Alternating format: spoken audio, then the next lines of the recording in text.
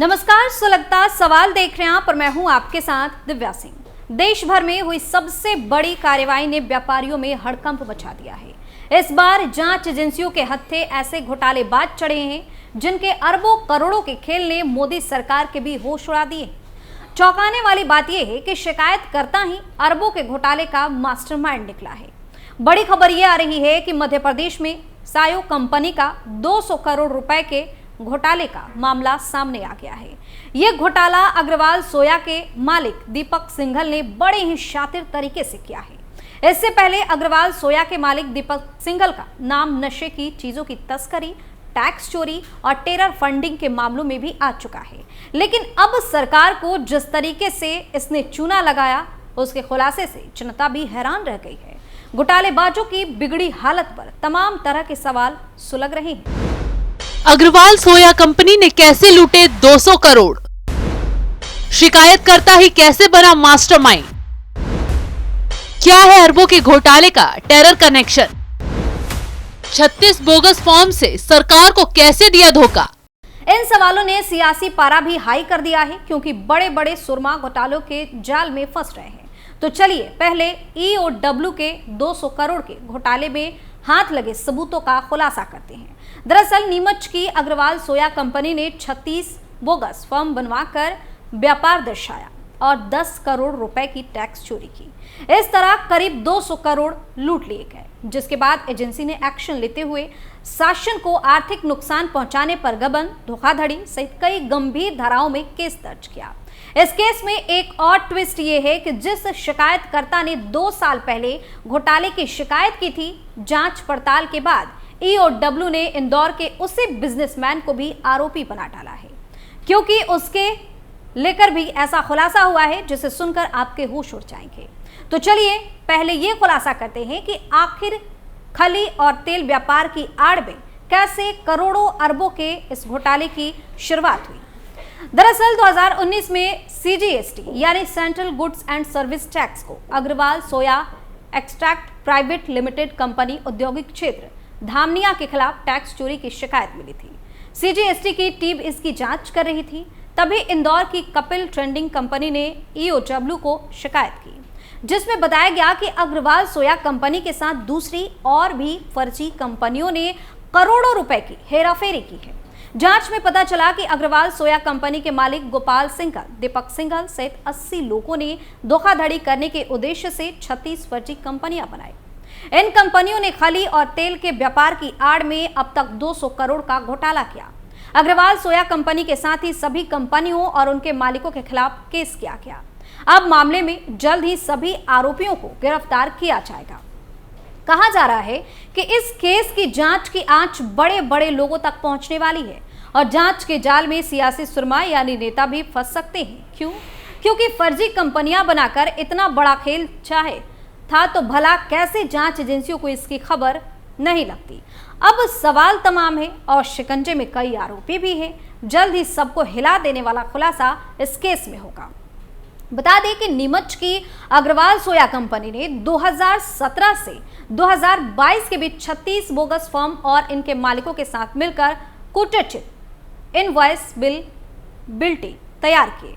Soybean DOC की फर्जी खरीद फरोख्त बताई। गोपाल सिंघल, शालिनी सिंघल, दीपक सिंघल, नवनीत गर्ग ने अपनी कंपनी अग्रवाल सोया के मालिक के रूप में फर्जी transport, Narayan fight career, Adarsh Nagar, Indore सहित अन्य बोगस फॉर्म के बिल लगाकर 2 अरब का फर्जीवाड़ा किया। साथ ही 10 करोड़ रुपए की टैक्स भी चोरी कर ली। इसकी शिकायत 2019 में हुई थी, जिसमें अब जाकर केस दर्ज हुआ है। चौंकाने वाली बात तो यह भी है कि कार्रवाई से बचने के लिए शिकायत की थी। अब जांच में खुद शिकायतकर्ता ही आरोपी बन गया है। ईओडब्ल्यू ने खुलासा किया है कि आरोपियों ने फर्जी कंपनियां बनाने के लिए जिन्हें डायरेक्टर बताया, उनके नाम रिकॉर्ड में नकली दर्शाए। खास बात यह है कि मामले की शिकायत करने वाला इंदौर की कंपनी ट्रेडिंग कंपनी का मालिक कपिल है। इससे भी ईओडब्ल्यू ने मामले में आरोपी बना दिया है, क्योंकि कपिल भी फर्जी कंपनियों में शामिल था। उसने कार्रवाई से बचने के लिए ही शिकायत की थी। ईओडब्ल्यू की जांच में झूठ पकड़ा गया, यानी कि इस पूरे मामले का मास्टरमाइंड दीपक सिंघल है, जिसने शातिराना तरीके से फर्जी फर्में बनाई और सभी अलग अलग व्यापार को दर्शाया। दीपक सिंघल पर नशे के सामान की तस्करी, टेरर फंडिंग सहित टैक्स चोरी के पहले से ही आरोप लगे हैं। 2015-16 में दीपक सिंघल तस्करी के मामले में हरियाणा की पानीपत जेल में करीब 2 साल तक बंद रहा। इसी तरह अग्रवाल सोया पर 2 बार जीएसटी टीम सर्वे भी कर चुकी है। जबकि पिछले महीने 10 अक्टूबर को राष्ट्रीय जांच एजेंसी ने खुलासा किया कि दीपक सिंघल ने प्रतिबंधित पीएफआई संगठन को फंडिंग की है। यानी जिस तरीके से ये दीपक सिंघल सरकार को चूना लगा रहा है, फर्जी कंपनियों ने घोटाले कर आतंकी संगठनों को सपोर्ट कर रहा है, उससे तो ये देश के लिए बेहद ही खतरनाक साबित हो सकता है। खैर, इस केस में 80 लोगों पर मामला दर्ज हो चुका है। जल्द गिरफ्तारियों की झड़ी लग सकती है, क्योंकि ये दीपक सिंघल एनआईए की रडार पर अब आ गया है। दरअसल मध्य प्रदेश में एनआईए और एटीएस की टीम ने टेरर फंडिंग मामले में संयुक्त कार्रवाई की है। पीएफआई से जुड़े 12 ठिकानों पर छापा मारा। इसी दौरान नीमच जिले में एटीएस और एनआईए की टीम ने कारोबारी दीपक सिंघल का ठिकाना भी खंगाला, जहां से कई चौंकाने वाली चीजें जांच टीम के हाथ लगी है। दरअसल दीपक सिंघल ने कंपनियों के जरिए पैसों का हवाला किया और जीएसटी को भी करोड़ों का चूना लगाया। रिपोर्ट्स के मुताबिक दीपक सिंघल के चीन से कनेक्शन होने की बात भी कही जा रही है। उसने हवाला के जरिए कई देशों में करोड़ों रुपए का लेन देन किया। टीम ने दीपक के खिलाफ ये कार्रवाई केंद्रीय जांच एजेंसी से मिले इनपुट के आधार पर की है। वहीं एटीएस और एनआईए की टीम ने कई घंटों तक दीपक सिंघल से टेरर फंडिंग को लेकर पूछताछ भी की।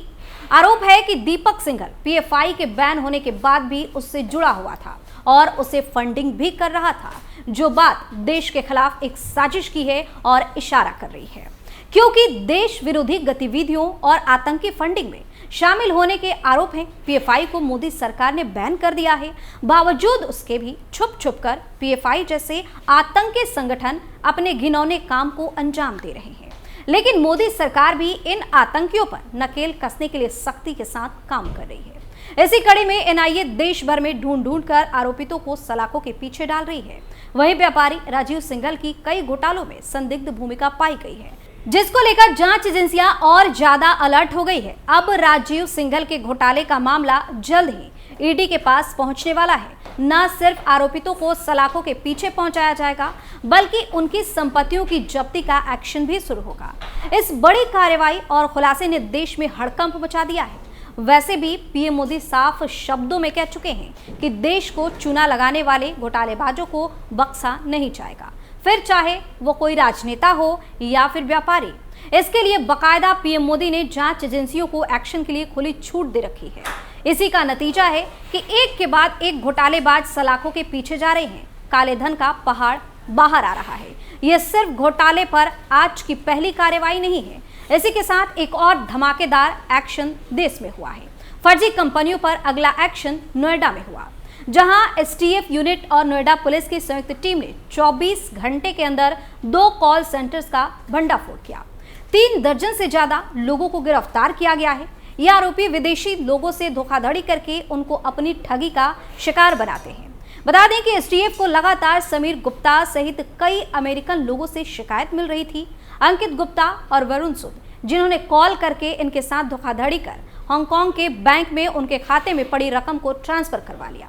इनपुट के आधार पर नोएडा एसटीएफ ने ग्रेटर नोएडा बिरसक पुलिस के साथ मिलकर ग्रेनो वेस्ट में स्थित महागोल मायवुड में छापा मारा, जहां से एक कॉल सेंटर का भंडाफोड़ हुआ।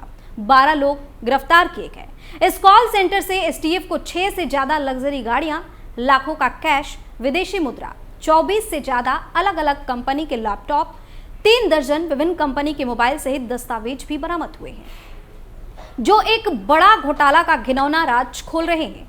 दरअसल ये यहां से बैठकर विदेशों में लोगों को चूना लगा रहे थे। बड़े लेवल पर फंडिंग चल रही थी। खैर, अब छापे में कई सबूत हाथ लगे हैं। जल्द ही कई और घोटालेबाज नपने वाले हैं। सुलगता सवाल में आज के लिए इतना ही। नए मुद्दे के साथ फिर से पेश होंगे। तब तक के लिए आप देखते रहिए कैपिटल टीवी। नमस्कार।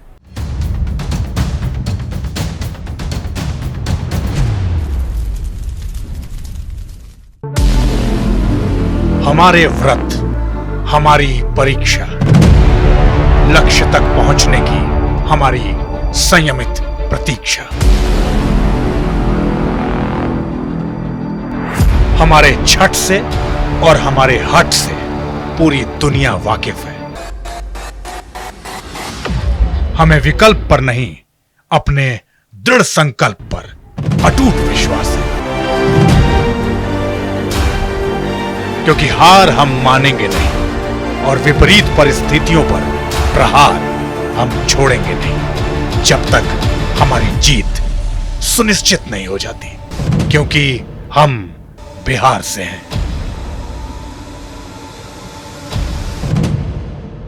कैपिटल टीवी पर मैं अमित प्रकाश लेकर आ रहा हूं बिहार पर एक ब्रांड न्यू स्पेशल शो, हम बिहार से हैं।